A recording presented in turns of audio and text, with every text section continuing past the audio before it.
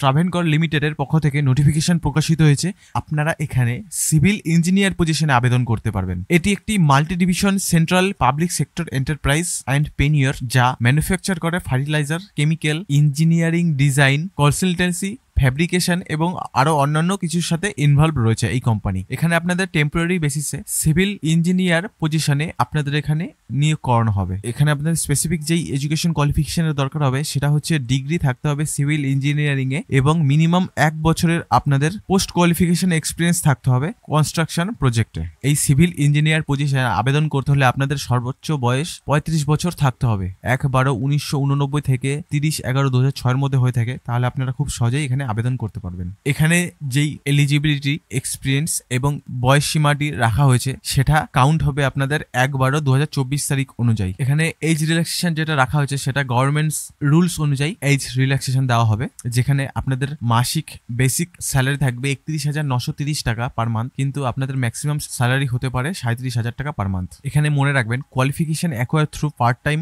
অথবা করসপন্ডিং অথবা ডিস্টেন্স অথবা প্রাইভেট স্টাডি অথবা of campus will be not considered. কিন্তু আপনাদের এখানে এডুকেশন কোয়ালিফিকেশনের কথা বলা হয়েছিল যে ডিগ্রি থাকতে হবে সিভিল ইঞ্জিনিয়ারিং এর। এছাড়াও আপনাদের যদি 5 বছরের বিই, বিটেক প্লাস এমই অথবা আপনাদের এমটেক ইন্টিগ্রেশন ডুয়েল ডিগ্রি থাকে ইঞ্জিনিয়ারিং এ সেই রিলেভেন্ট ডিসিপ্লিনে, তাহলে আপনাদের এখানে আবেদন করার সুযোগ করে দেওয়া হবে। এখানে আবেদন করাটা একটু ট্রিকি, মানে এখানে প্রথমে অনলাইন রেজিস্ট্রেশন করতে হবে। অনলাইন রেজিস্ট্রেশন করার পর আপনাদের এখানে ফর্ম ফিল আপ করতে হবে এবং অফলাইনের মাধ্যমেও আপনাদের এখানে অ্যাপ্লিকেশন ফর্মের সাথে গুরুত্বপূর্ণ সবকটি ডকুমেন্ট আপনাদের পোস্টের মাধ্যমে এই কোম্পানির অ্যাড্রেসে পৌঁছে দিতে হবে। এখানে অনলাইনে আবেদন করবেন এবং অ্যাপ্লিকেশন ফর্মটি কিভাবে আপনারা পোস্টের মাধ্যমে সেখানে পৌঁছে দেবেন এবং কি কি ডকুমেন্ট আপনাদের দরকার হবে। প্রথমে fact.co.in এই ওয়েবসাইটটিতে যাবেন। এই ওয়েবসাইটে যাওয়ার পর আপনাদের বলা হয়েছে কেরিয়ার, তারপর জব ওপেনিং, তারপর রিক্রুটমেন্ট। এই ওয়েবসাইটটিতে আমরা চলে আসলাম। প্রথমে আমরা দেখব কেরিয়ার, তারপর জব ওপেনিং, তারপর জব ওপেনিং এর মধ্যে আপনারা পেয়ে যাবেন রিক্রুটমেন্ট নোটিফিকেশনটি। এখান থেকে আপনাদের প্রথমত এটা হচ্ছে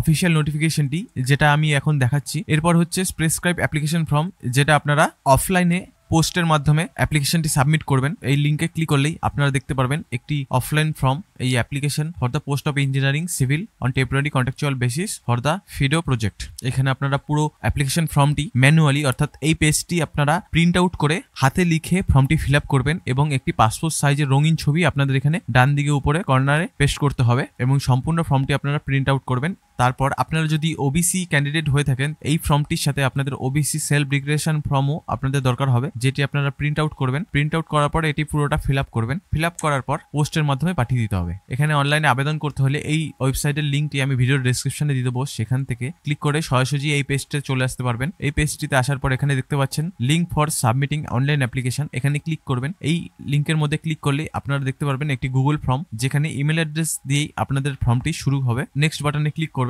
আপনাদের এখানে সমস্ত ফর্মটি স্টেপ বাই স্টেপ শুরু হয়ে যাবে।